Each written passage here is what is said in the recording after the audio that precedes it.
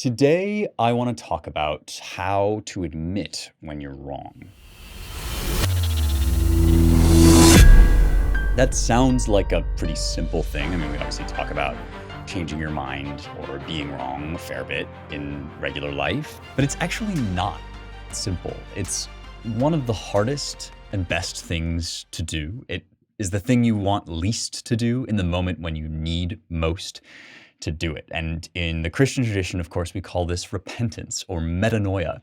And metanoia is this Greek word meaning kind of reconsidering, shifting your view. And so instead of this kind of groveling idea that you sometimes get if you've been to churches that misrepresent this, what repentance really is it's recovering yourself, right? It's returning to the things that you know in your heart to be true when maybe you've made, you've zigged when you should have zagged, right? You turned right when you should have turned left, or in fact, you were too naive to really know what the right move was, and you've ended up down a path that you find that could be really dark, right? I mean, I know that people who listen to the show have told me about their addictions, their adultery, people, look, we're all broken messes, right? And there's no shame. There's no shame in having made a terrible mistake because we all have. But the question then is, well, where do you go from there, right? And we've actually been sort of exploring on the show for a couple episodes now mistakes that I think, wrong turns that I think were made in the big sense in the history of Western philosophy, Western ideas. And so I wanted to talk about one of my favorite poems, just in the English language. And I wanted to look at it as a poem that is about changing your mind. And that's a poem called The Prelude. It's William Wordsworth's sort of epic poem. It's called The Prelude because it was supposed to be the prelude, the opener to another philosophical poem, The Recluse, that he never completed. But The Prelude really is, I think, his great work. And so we're going to get into the poem itself, the sort of autobiographical, philosophical poem. And especially we're going to talk about how Wordsworth expected the French Revolution to go well. When we talked about Burke, I said a lot of people were so excited about the dawn of liberty. Wordsworth was one of those people. And so we're going to talk about how it was that he sort of, unlike a lot of his fellows, his compatriots in the Romantic movement, with a capital R, right? Wordsworth changed his mind, and Wordsworth reconsidered and sort of returned to himself. So this is a poem about a lot of things, but I'm going to talk about it as a poem about repentance. So we're going to get started here, but I just wanted to tell you guys, I love fitness and I'm kind of a health nut. You've seen this probably from me on Locals or on Twitter. And I wanted to share with you a store that I found online that is just great for basically all basics. It's called Public Goods. And it's a place to go where you know that you're getting clean ingredients, no gross additives. They have this awesome design where the packaging looks really great in your kitchen. I've been fiending on their almonds, their chocolate covered almonds, which are so good, but they have ramen too. And it's a bunch of different stuff like, coffee, toilet paper, shampoo, pet food. None of that sort of weird stuff you always have to, if you go to the regular grocery store, you have to check, whether they've put these disgusting weird preservatives and stuff. This is a super healthy place to go. Highly recommend it. It's called Public Goods. And like I say, it's all essentials. I worked out this deal with them, which I'm really excited about because, I really like them. So we figured out this thing where you can get $15 off your first purchase with no minimum purchase. So whatever you order, go to publicgoods.com/heretics or use the offer code heretics at checkout for $15 off. So it's publicgoods.com/heretics, or you can use the offer code heretics, just like in the title, for all your essentials, and you know that there's no gross additives.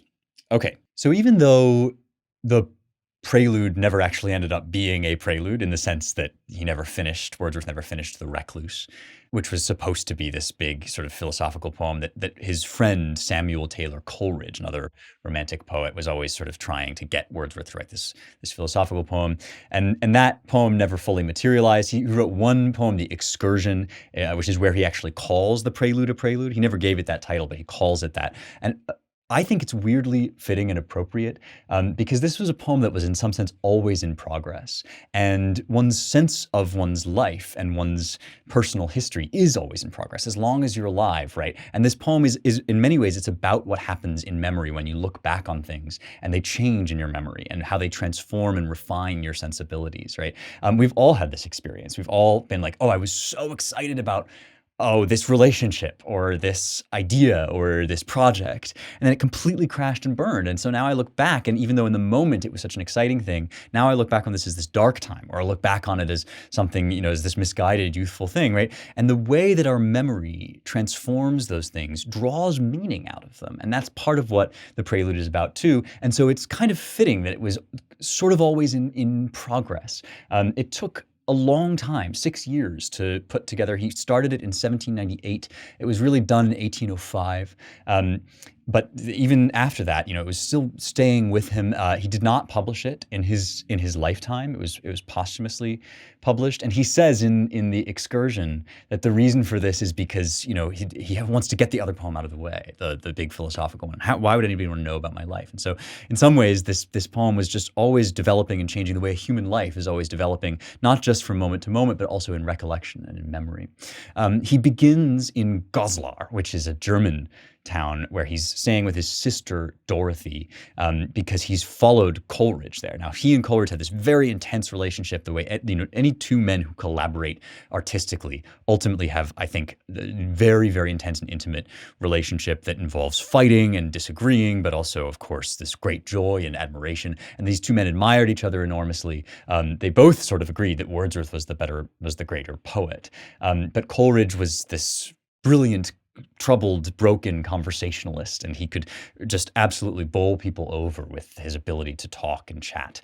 And so they would walk together and talk, and they had just completed, when Wordsworth was in Germany, they had just completed Lyrical Ballads, which was their kind of collaborative endeavor, and they'd been working together on what poetry was supposed to be. Now, it's going to sound funny when I say this, because many of you have reported to me that you have trouble getting into poems from this period. This is 1798. He starts in Goslar and then goes to 1805, right? And many of you reported that from this period it's difficult to read poetry.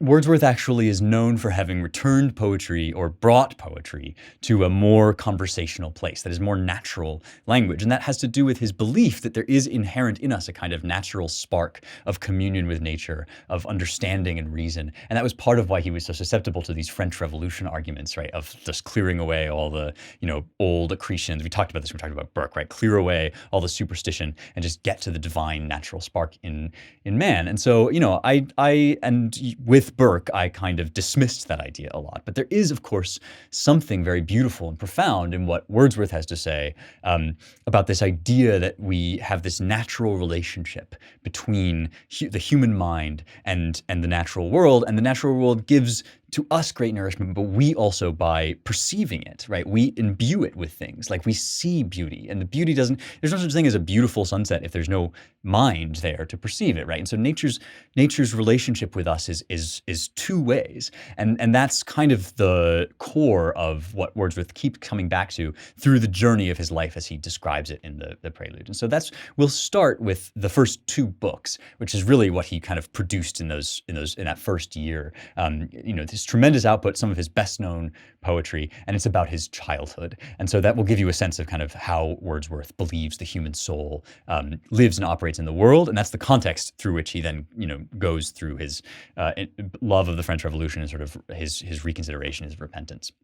You guys, I want to tell you about what our friends at the Ancient Language Institute have going on in their fall semester. I'm really excited. These guys are so great at teaching Latin and Ancient Greek. I've already told you about their amazing courses, which are intuitive and direct. They teach these like living languages. And this fall, they're adding a new language to their course offerings, which is Biblical Hebrew. I still remember the first time I learned Hebrew. It blew my mind. It deepened my connection to the Bible and to the ancient traditions more generally. I highly, highly recommend checking out Ancient Language Institute, whichever of the classical languages you're interested in learning, Latin, Greek, or Hebrew. These guys believe in the classics. They're great teachers, and you can get 15% off if you go to ancientlanguage.com/heretics and get started using the offer code heretics. Just like in the title. They take students of all ages, every experience level. Doesn't matter if you think you can't or where you are in your journey. Just go to ancientlanguage.com/heretics and use the offer code heretics to get 15% off. You will not regret it. So Wordsworth grew up in what is called the Lake District, and that's in northern England, And it's just, I mean, we maybe think of England, if you're an American, you might just think of London, right? And this city and the big, beautiful Gothic buildings. But in fact, the Lake District is one of the most naturally beautiful places in the world. It's got Windermere, which is the largest natural lake in England. And Wordsworth grew up, both of his parents died when he was quite young, and he seems to have lived this kind of wild life and wild childhood of roaming with his fellows and his schoolmates through the beautiful countryside, which is highly enviable, but also shaped his idea about how the human soul comes to understand things and to be refined. So I'm going to read just a few passages that kind of give you this sense of both nature as a kind of divine gift, but also the human mind is what makes nature alive.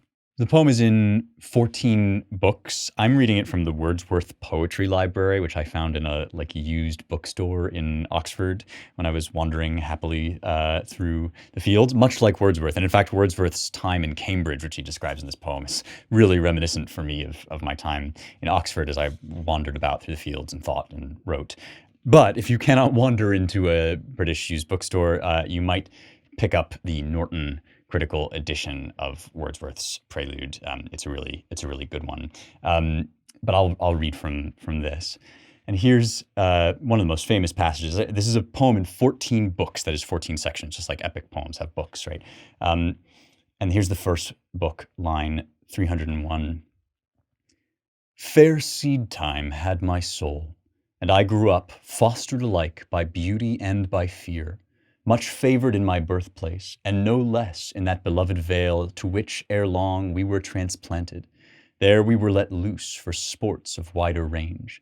Ere I had told 10 birthdays, when among the mountain slopes frost and the breath of frosty wind had snapped the last autumnal crocus, 'twas my joy, with store of springs over my shoulder hung, to range the open heights where woodcocks run among the smooth green turf. Through half the night, scudding away from snare to snare, I plied that anxious visitation. Moon and stars were shining o'er my head.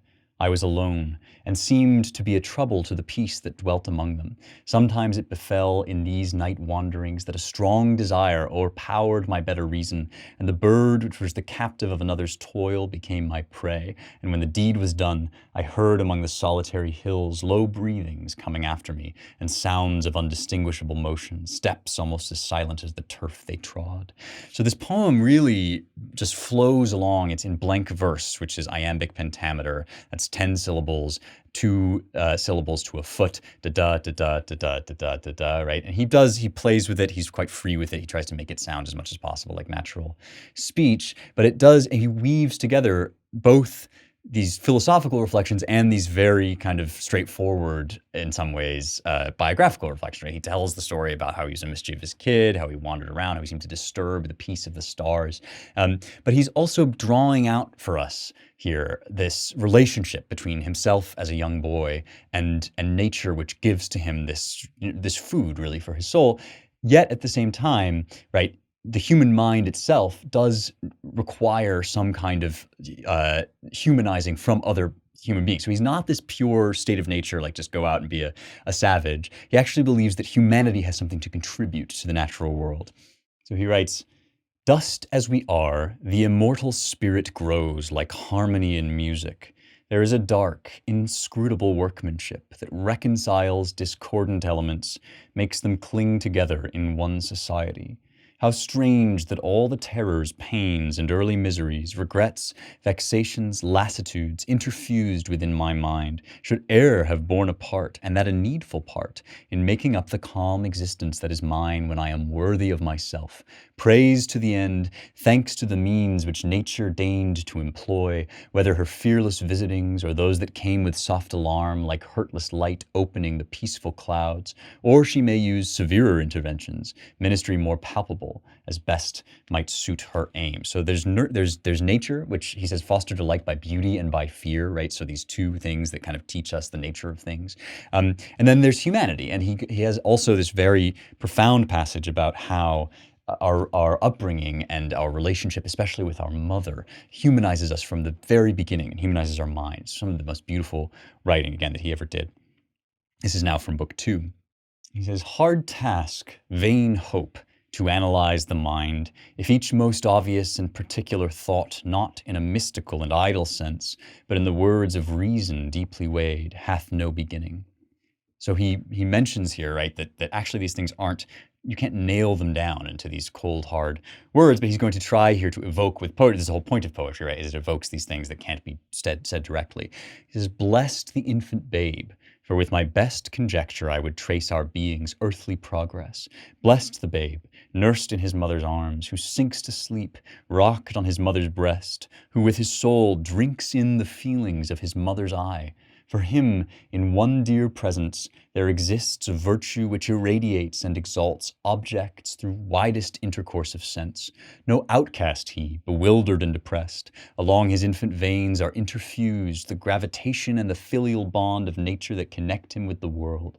Is there a flower to which he points with hand, too weak to gather it, already love, drawn from love's purest earthly fount for him, hath beautified that flower. Already shades of pity cast from inward tenderness do fall around him aught that bears unsightly marks of violence or harm. Emphatically such a being lives, frail creature as he is, helpless as frail, an inmate of this active universe. For feeling has to him imparted power that through the growing faculties of sense doth, like an agent of the one great mind, create, creator and receiver both, working but in alliance with the works which it beholds. So he's analogizing here, or he's holding up these two great ways in which we learn to be human, in which we are humanized. And one of them is the mother's smile, which basically reflects into us the love of God. And the other is the natural world, which essentially does the same thing. And because we have learned to humanize, he says, even the flower, right, that we reach sort of weakly as babies for flowers, and the mother, who is, you know, an adult human, right, can see the beauty in that flower and basically imparts it to us. And that teaches us then to go out into the world and recognize beauty there too, and infer from that the one great mind, right, which it's all kind of reflecting forth to us. It's an incredibly beautiful, powerful idea of how the natural world and our natural relationships, like the relationship between mother and child, can essentially beam forth to us the essence of not just what is real in a material sense, but what is spiritually true, that is God and the virtues. You guys, this is an extremely special one you are not going to want to miss. Twitter user Matt Ennis had an amazing idea, which is that Young Heretics listeners could wear shirts that say, "Lifting is infrastructure." And so not only do we have said shirts, but we are releasing them in a special limited edition. There are only 200 of them. And the reason for that is that I personally am going to rip the sleeves off of every last one of them. And so if you go to youngheretics.com/shop, you can get a sleeveless Lifting is Infrastructure shirt, personally sleeve ripped by me. It's $39.95. There are only 200 of them. Once they're gone, they're gone. You will not want to miss this, because after all, lifting is infrastructure. So go to youngheretics.com/shop and get your personally hand-ripped Young Heretics muscle shirt. See you guys there. All of that is very beautiful, but Wordsworth, although he is often portrayed this way, Wordsworth is not just a mere sentimentalist. And one of the things that is wonderful about the Prelude is that he is honest enough to show us where his idealism and his optimism about the natural world and natural humanity is disappointed and falls short. And many romantics missed this in the French Revolution and couldn't admit that actually, you know, their sort of surging optimism that they discovered in the natural world didn't always play out in reality and in politics. As I mentioned, Wordsworth was, as a young man, enamored of the French Revolution, excited by the dawn of liberty, which he saw in it, as many, many people were. And he thought, now we will clear away all these obstructions. We will keep the, you know, dark superstitions of society and the prejudices from obscuring that light of natural reason and humanity that lives in all of us. Because now there's things like economic inequality, and of course the French Revolution promised to sweep that away and just let people be free to express their natural goodness. We first get an inclination of why this doesn't work in book 6, I think, when he's touring the Alps. And he toured the Alps and went on this enormous walking tour with his friend, the cleric Robert Jones. And those of us who have been like backpacking through Europe can kind of recognize this as this, young, exuberant trip through all the European places that he visits. But it's also an astonishing walking tour. He seems to have walked something like more than 2,000 miles. And he's looking, on a Europe that is afire with revolutionary sentiment. And as I said, he's excited about this, but he comes across a despoiled convent. And here's what he has to say about that. So they get together with a bunch of other travelers, but then they sort of break off. And he says, taking leave of this glad throng, foot travelers side by side, measuring our steps in quiet, we pursued our journey, and ere twice the sun had set, beheld the convent of Chartreuse, and there rested within an awful solitude.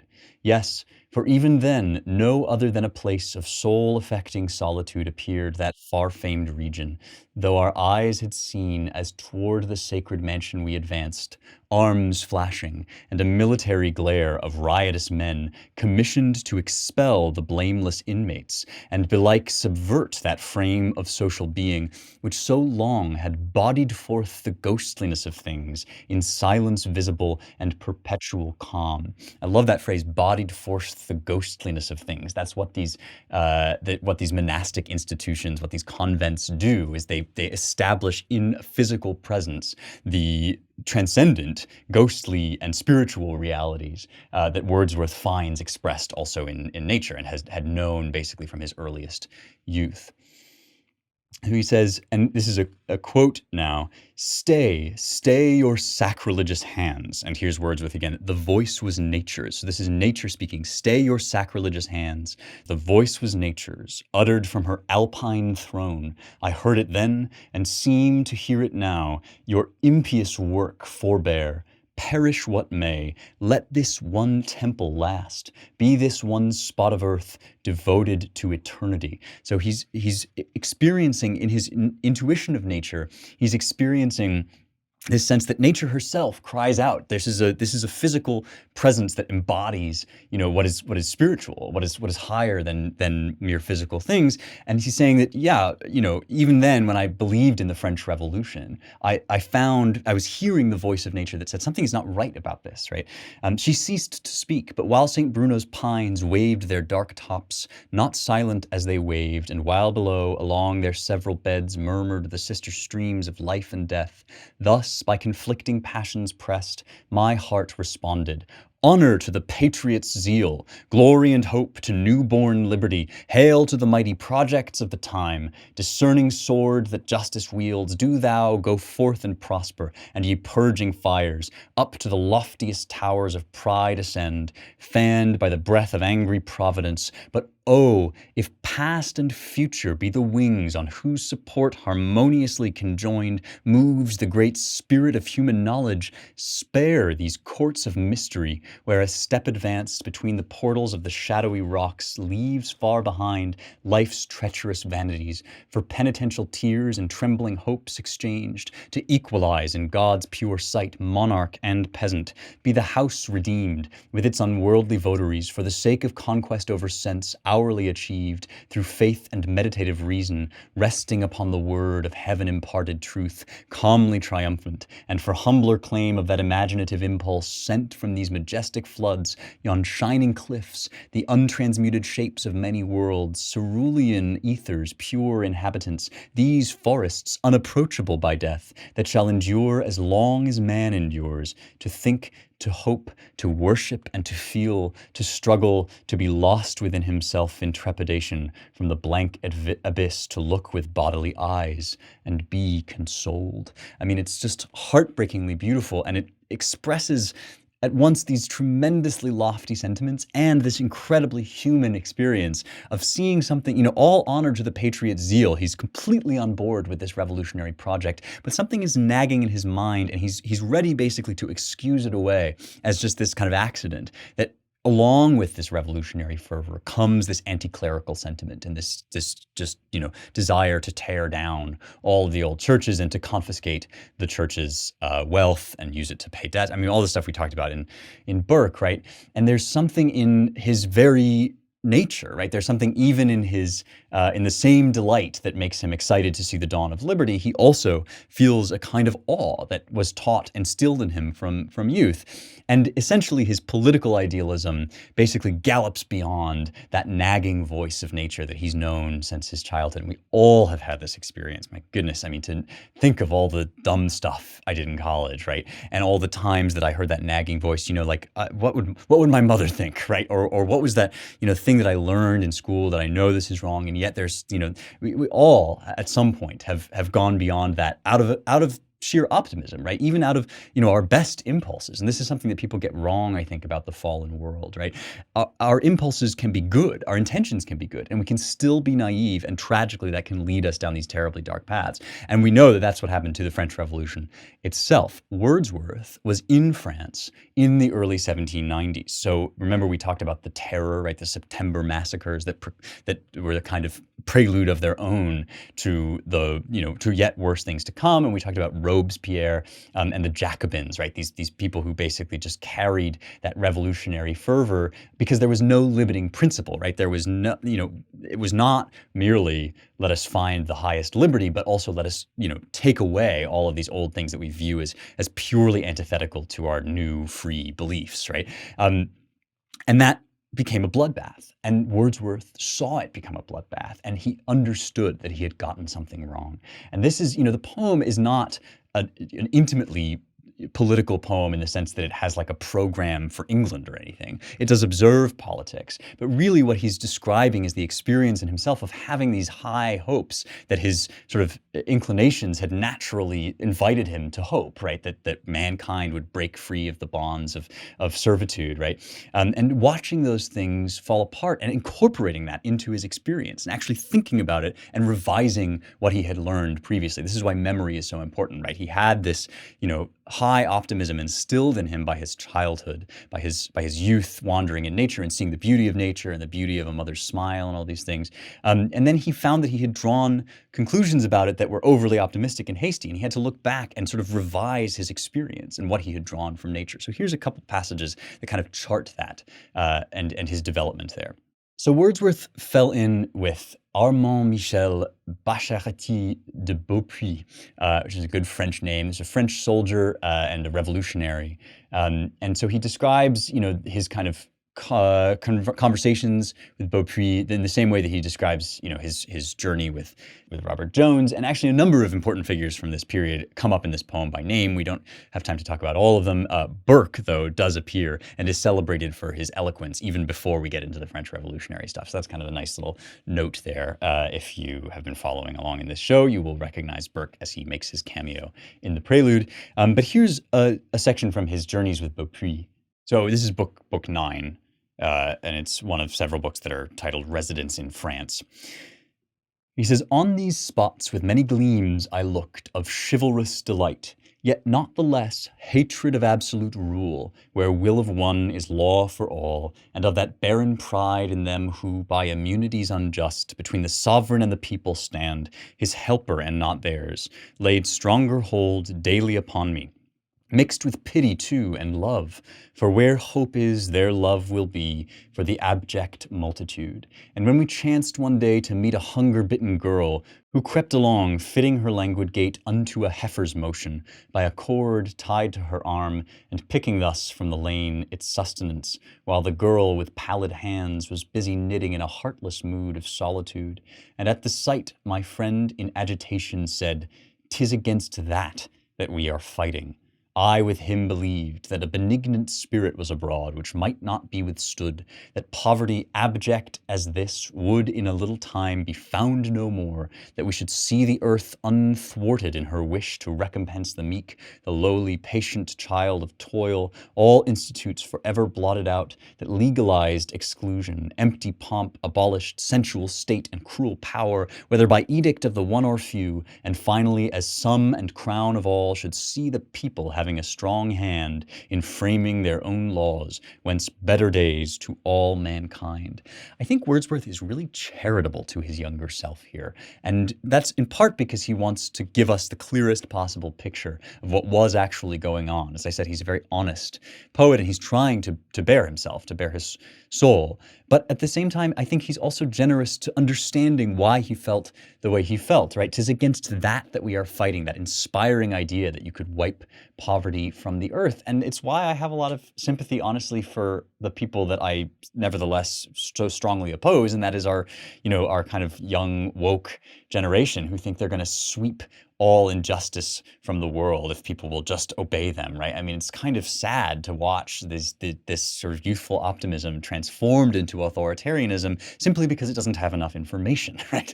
And so there's a lot of sympathy for Wordsworth's younger self that that nature had given him this promise, he thought, of the highest possible goodness, and he saw it. He thought he saw it breaking forth on Earth, and it just turned out that he hadn't lived long enough to know that it's also true that human beings are broken, and that even though we can aspire to these great things, whenever we say that we've reached, the height of liberty or the height of justice, we've probably gone wrong. And so it begins to fall apart, right? And Wordsworth records this too. He records the condemnation of Robespierre, the falling out of the Jacobins and the Girondins. So within the sort of revolutionary cadre, there were these different factions which ultimately ended up eating each other alive, right? Turning inward, the terror, the guillotine, all of these things that he observes. And he talks about how even after the death of Robespierre, he had expectations. Well, that was just an accident, right? That was a sort of wrong turn that this revolution had taken, but now we'll get back to the good stuff, right?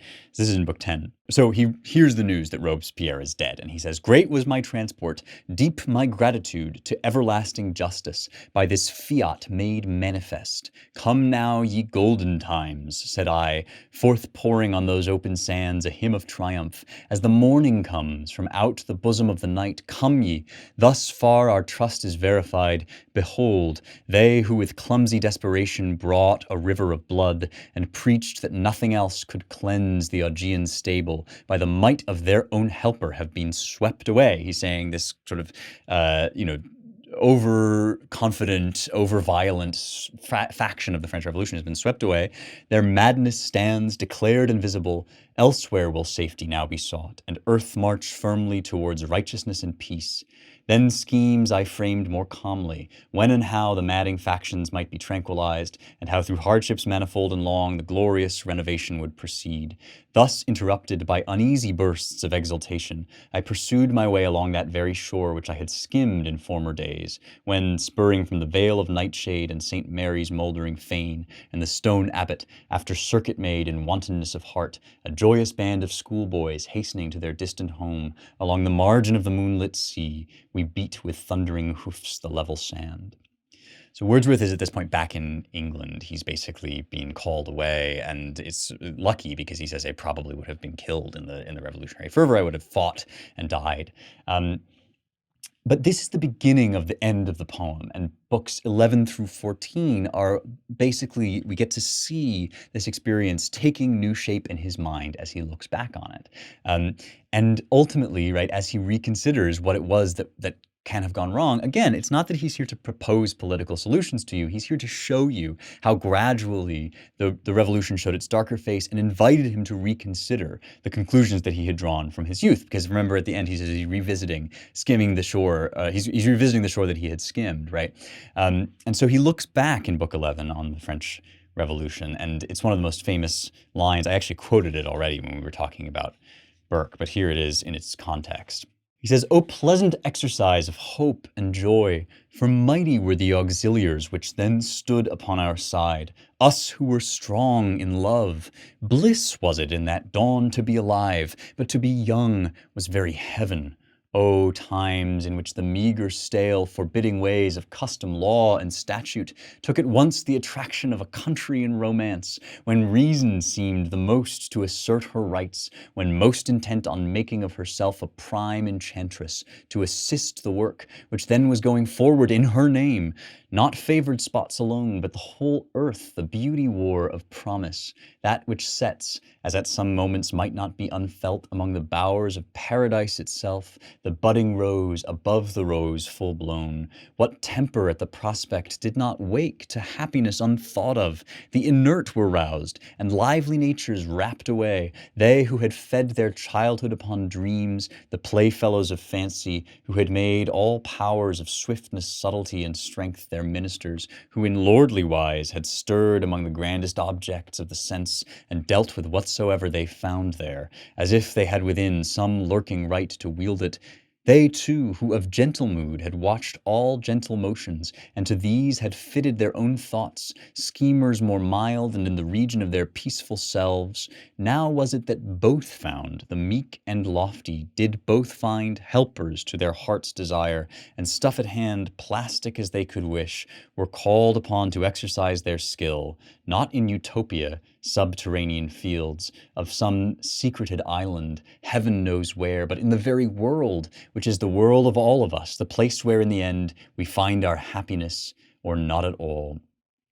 So he's yearning, wistful, right? Looking back on what it was like to experience that excitement, and still, right, knows that there was something virtuous and good about his belief in the beauty in the world, right, in the transcendent beauty in things. And he's looking back on this stuff and basically charting his experience of having seen this sort of seemingly inconsequential side problem that the revolution was having. That was the sort of tearing apart of churches, seeing that balloon out of all proportion. And the next couple books are about imagination and taste, how impaired and restored, right? So he's thinking about how he returned to himself after this experience. Coleridge in The Rime of the Ancient Mariner talked about, the being a sadder but a wiser man. And there's some of that sentiment in here too. And so we don't have time to go through, obviously, the fullness of this poem. It's very long. I do recommend that you go away and read the rest of it. But I want to read another famous passage in which, in book 12, he essentially recollects, he sort of tells us what he's about, right? And why this recollection doesn't totally destroy his faith in everything, right? He says, "There are in our existence spots of time that with distinct preeminence retain a renovating virtue, whence, depressed by false opinion and contentious thought, or aught of heavier or more deadly weight, in trivial occupations and the round of ordinary intercourse, our minds are nourished and invisibly repaired, a virtue by which pleasure is enhanced, that penetrates, enables us to mount when high, more high, and lifts us up when fallen. This efficacious spirit chiefly lurks among those passages of life that give profoundest knowledge to what point and how the mind is lord and master, outward sense the obedient servant of her will. Such moments are scattered everywhere, taking their date from our first childhood." So he's saying these moments of just profound clarity to which we return even after we have been besmirched by the world, right? Even after our hopes have been dashed, even after the high expectations that we had have fallen short, right? We still can return to our faith in those moments when we saw the beauty in nature. And even if we must revise the conclusions that we draw from those moments, nevertheless, we believe in their reality, right? Such moments are scattered everywhere, taking their date from our first childhood. I remember well that once, while yet my inexperienced hand could scarcely hold a bridle, with proud hopes I mounted, and we journeyed towards the hills. An ancient servant of my father's house was with me, my encourager and guide. We had not traveled long ere some mischance disjointed me from my comrade, and through fear dismounting, down the rough and stony moor I led my horse, and stumbling on at length came to a bottom, where in former times a murderer had been hung in iron chains. The gibbet mast had mouldered down, the bones and iron case were gone, but on the turf hard by, soon after that fell deed was wrought, some unknown hand had carved the murderer's name. The monumental letters were inscribed in times long past, but still, from year to year, by superstition of the neighborhood, the grass is cleared away, and to this hour the characters are fresh and visible. A careful glance had shown them, and I fled, faltering and faint and ignorant of the road, then, reascending the bare common, saw a naked pool that lay beneath the hills, the beacon on the summit, and more near a girl who bore a pitcher on her head, and seemed with difficult steps to force her way against the blowing wind. It was, in truth, an ordinary sight, but I should need colours and words that are unknown to man to paint the visionary dreariness, which, while I looked all round for my lost guide, invested moorland waste and naked pool, the beacon crowning the lone eminence, the female and her garments vexed and tossed by the strong wind, when, in the blessed hours of early love, the loved one at my side, I roamed, in daily presence of this scene, upon the naked pool and dreary crags, and on the melancholy beacon fell a spirit of pleasure and youth's golden gleam. And think ye not, with radiance more sublime, for these remembrances, and for the power they had left behind, so feeling comes in aid of feeling, and diversity of strength attends us, if but once we have been strong. He's saying it's always there to go back to, right? And this is when we started out, we were saying, how do you repent? How do you return, right? All you have to do is be honest, right? And in fact, it may be that you have to go through the error in order to take on the full understanding of what that initial childhood joy and exuberance meant, right? Wordsworth, of course, was ever deepening in his later life in his Christian faith. And so his sense of the fallenness of the world, which had to temper and color his sense of the beauty and joy in nature, right, was developing and is developing in real time in this poem. And he lets us in on it kind of in progress, right? That's why I think it's great that it's called the Prelude. And you, right, are forever able to return to the sense that you have, right, as a child, because of course we do think that things should go right, right? That's why we have a sense of the fall, right? That's why we have a sense of the tragic in life, is because we have this yearning, this aspiration of the beauty that we've experienced, and that's always there for you to go back to forever new. And this is, of course, what repentance is, right? It's built into the structure of human experience, that even no matter how many things you've done wrong, no matter how much you've messed up, and believe me, we mess up, right? You nevertheless can return to the essential nature of yourself and find that it's still there, right? Find that the insights that were kind of planted in you in childhood take on new shape even through your missteps and your looping back around. I want to read one last passage which kind of brings Wordsworth back full circle to that fear and love, beauty and fear that had raised him. And finally, after all this long journey of his life, we understand that that's taking on ever more meaning as he sort of like turns back and returns from his missteps. And by the way, the whole poem is addressed to Coleridge, who, as I said, was his collaborator and friend, and also kind of his guide, his mentor. And here's what he has to say to Coleridge at the very end. He says, "To fear and love, to love as prime and chief, for there fear ends, be this ascribed to early intercourse in presence of sublime or beautiful forms with the adverse principles of pain and joy, evil as one is rashly named by men who know not what they speak," right? Evil, the pain is named evil, but men know not what they speak, because even in our pain, even in our sorrows, even in our suffering and our mistakes, right, there is contained in those things the seeds of our redemption. By love subsists all lasting grandeur, by pervading love, that gone we are as dust. Behold the fields in balmy springtime, full of rising flowers and joyous creatures. See that pair, the lamb and the lamb's mother, and their tender ways shall touch thee to the heart. Thou callest this love, and not inaptly so, for love it is, far as it carries thee. In some green bower rest, and be not alone, but have thou there the one who is thy choice of all the world. There linger, listening, gazing with delight impassioned, but delight how pitiable, unless this love by a still higher love be hallowed, love that breathes not without awe, love that adores, but on the knees of prayer by heaven inspired, that frees from chains the soul, lifted in union with the purest, best of earth-born passions, on the wings of praise, bearing a tribute to the Almighty's throne. As we're saying, linger in the bower with the one who is thy choice of all the world, but it is as nothing unless it is carried forth through your sense of the higher nature in things, right? Unless it is carried forth to that one love of the Almighty, toward which is all pointing us. Even in this relatively dark time for America and for the West, right? These things apply at the civilizational level too, right? Turn, as it says in the Bible, right? You turn again. There's always the possibility for revival and renewal. We do not lose or squander or abandon the clean sheet that we are given just because we mess it up, right? We can always come back to this, and there is always in us and in our memory the seeds of our redemption. I hope you enjoyed that poem as much as I do. I hope you go away and read the rest of it.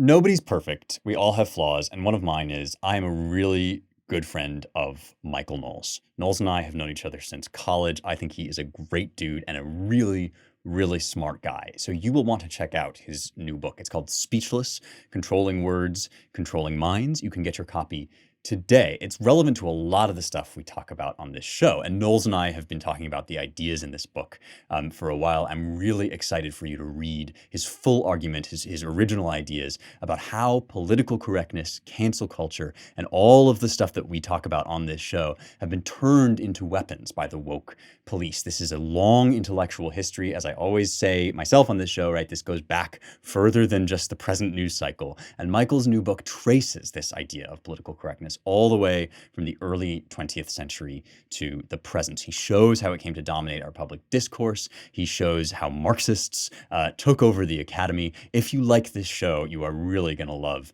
Speechless. I have my copy. I've thoroughly enjoyed going through it. I think Knowles does a wonderful job. It's accessible but scholarly. It's available now everywhere books are sold, and you can get your copy at speechlessbook.com. That's one more time. It's speechlessbook.com for my pal Michael Knowles and his excellent new book. Check it out.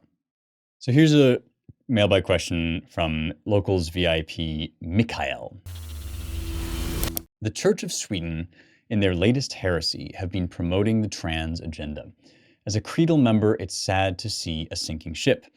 It has sparked my interest in exploring my own denomination, Lutheran with sprinkles of evangelical, and other denominations. Do you have some good places to get started? Much appreciated. God bless. Okay, thank you for this question, Mikhail. It actually reflects a lot of questions that have been asked on Locals, so I hope if you asked a similar question, then you'll take this answer from what I say from Mikhail. You know, my objection to churches that go woke is not actually rooted in my objection to wokeness. Obviously, I object to wokeness. I think some elements of wokeness, like the racialist stuff, or if you're white, you're inherently worse or inherently guilty, right? That stuff I believe is fundamentally anti-gospel, right? There is no Jew or Greek in Christ. And so just as it is anti-gospel, anti-Christian to be racist against Black people, it is equally anti-gospel, equally condemnable in the sight of the church to be racist against white people. But all of that having been said, right, there's also these churches, right, that fly rainbow flags outside their door, right? And this sort of thing, the reason why that turns me off is not because like the rainbow flag turns me off so much, but because that's not the gospel, right? This is the core of my advice to you for finding a denomination, because there are so many now, right? Is what are you there to do? What are you there for? You are there to meet and know Jesus, who is the human embodiment of God, who is God incarnate, whose whole life was about God communicating with us, expressing himself to us, so that through him we could find that redemption, could find that repentance, and could be made new in the way that I was talking about with Wordsworth, right? The way that we get to know Jesus is through the Bible and through prayer and through teaching, right? Now, people are going to disagree with me about this, but there are a lot of different ways that you can do that when it comes to what you call liturgy. That is like, you know, when do we kneel? When do I stand up? What do I say when, right? These sorts of things. Do I cross myself? Do I not cross myself? I've talked before a little bit about things like, you know, icons and crossing yourself. And some people are really against this. I'm not. I think that, you know, we always in worship, we have some physical way of engaging with things because we're physical beings. And so like, but also I understand the people that feel, you know, like they connect more to like the rock music style of stuff. I'm, you know, really ecumenical about this sort of thing. I think that God made a lot of people, and part of God is that he is infinite, and we who are in the image of God, right, never fully exhaust who God is. And therefore, some people are going to be different from me when it comes to like, you know, I like a pretty structured traditional liturgy. I like traditional hymns, but I'm not like trying to tell you which of those things to like. I'm not even trying to like tell God which of those things he can live in. I think he can live, you know, I believe he lives in music. I believe he lives in ritual and worship, right? And in prayer. But you must be going to a church where they're reading the gospel and preaching about it. And this to me is when you try out a church, right? You know, try out one that suits your preference when it comes to liturgy. But that's not what I'm focused on. You know, I'm focused on like Are they reading significant portions of the New Testament, especially the gospel? And then when the guy gets up to preach, he may say stuff that you disagree with and stuff that you agree with, and there might be, room to engage. He's just a human being, just like you're a human being. But what's he preaching about? Is he preaching about his idea about something, or is he telling you what's in the gospel? Is he bringing his learning and his scholarship and his thought and his prayer to guiding you closer to that guy named Jesus, right? Jesus of Nazareth is the way, the truth, and the life. And if you are at a church, I don't care what denomination it is, frankly, that is doing that, I think it helps to be a creedal church, a confessional church. So, for example, I am at a Presbyterian church, and we ascribe to certain creeds, the Nicene Creed, for example, which elucidates the church's traditional understanding of gospel and of scripture. I think that those keep you grounded, but really what keeps you grounded is the Bible, and making sure that you're talking about the Bible and not about the rainbow flag, right? It can be hard to find those churches, but it's not impossible. I think that you've mentioned Lutheran evangelical churches.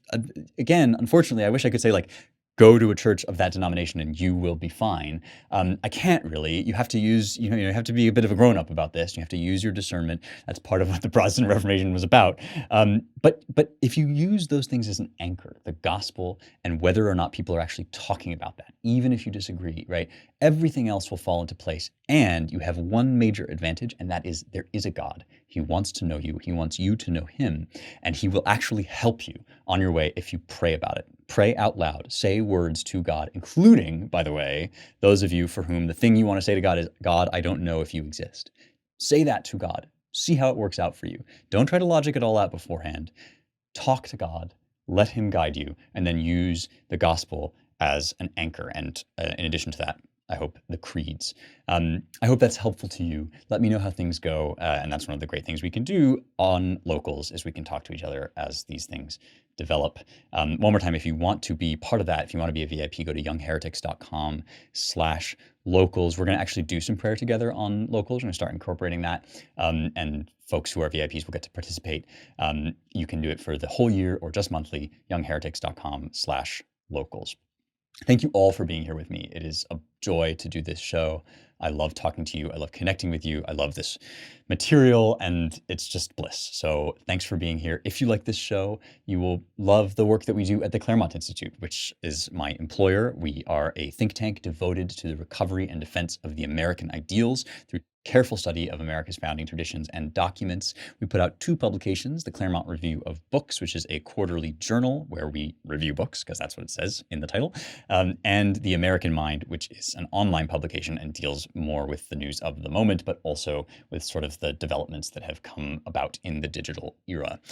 If you want to donate to support our work, you can go to claremont.org/donate. There's never a better time than now to do that, and let them know in the notes that you heard about Claremont through Young Heretics.